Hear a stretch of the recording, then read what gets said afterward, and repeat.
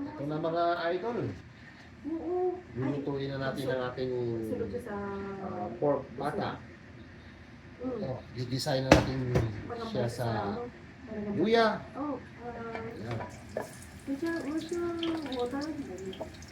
Luya.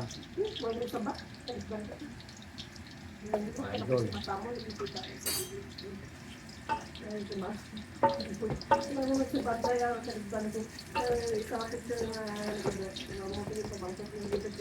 Yan. Palabasin na natin yung amoy niya, yung luya mga idol. Tapos isusunod na natin itong bawang.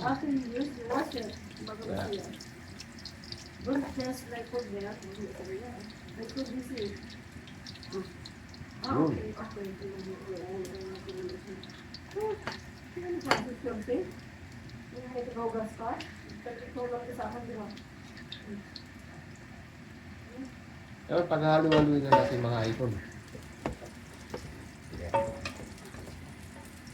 Hanggang sa lumabas yung kanyang aroma.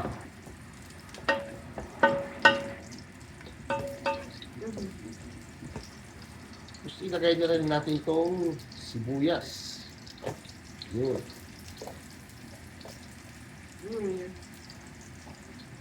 Yan. Di mayo, di ba?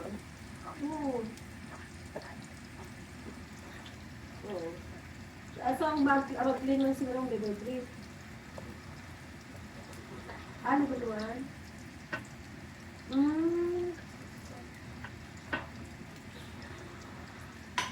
So mga idol, ayan na. Paghaluin natin yung luya, bawang, saka sibuyas. Yan. Diba nagkabatong binig siya mga sa binig sa binig? Pero kalahin nga din.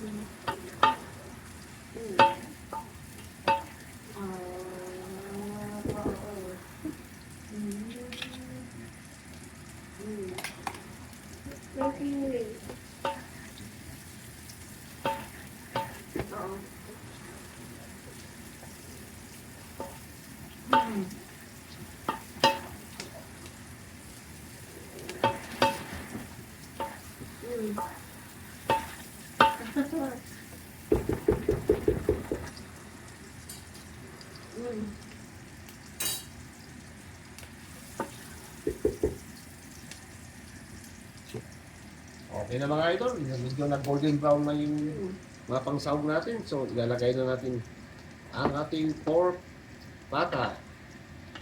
Yan.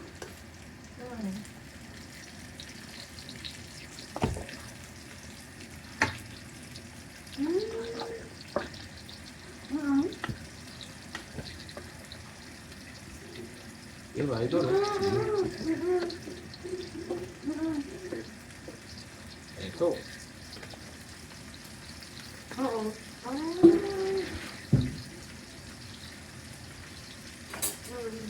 So, lagyan natin ng pork. Ubusin natin ito mga idol. Yan.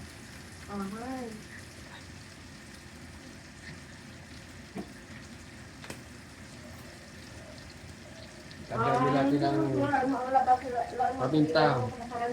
Idol. Yan, paminta.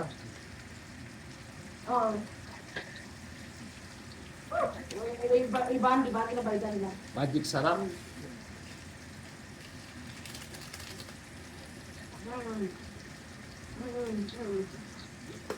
Oo. Di ba kung consider ka, level 1 ka na.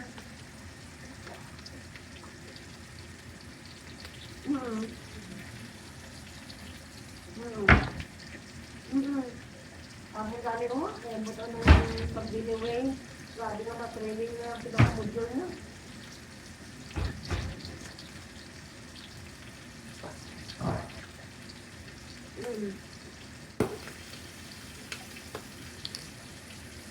Timplan din natin ng patis, idol.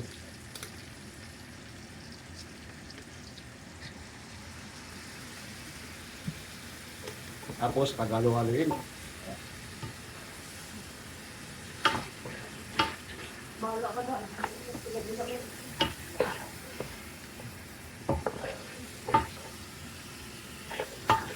Why? Yun. Mm. Halo-halo lang mga idol. Mm. Para kumapit yung mga ingredients sa laman ng ating pork pata. Opas ka lang. Kumabala niya. I know. I know. Makabalaan.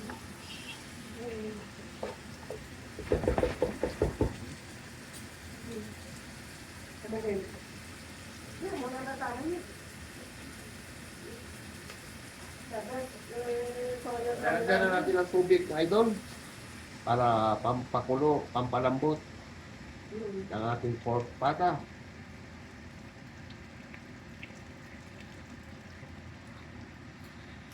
Ano na? Pag mag-ano sila, magkaraon. At ito yung nilagay kong pampaasim idol. Tinatawag sa amin ito batuan. Yan. Batuan. Pampaasim to idol. Pero lalagyan pa rin natin siya ng suka. May anong ayaw mo sabihin mo sa kanila. Maghirap sila ng magamit mo, hindi tugasan, hindi natin sabihan. O suka, No, you need to wash after you use. Sabi ko na sa iyo.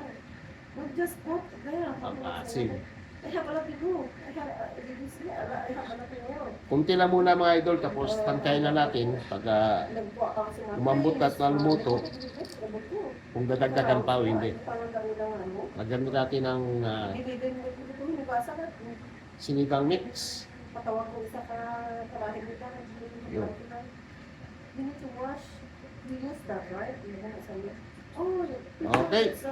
Idol, balikan natin ulit ito ng isang oras. Tingnan natin kung lumambot na at tikman natin. Abang-abang po sa pagluto ko ng pork pata. Salamat!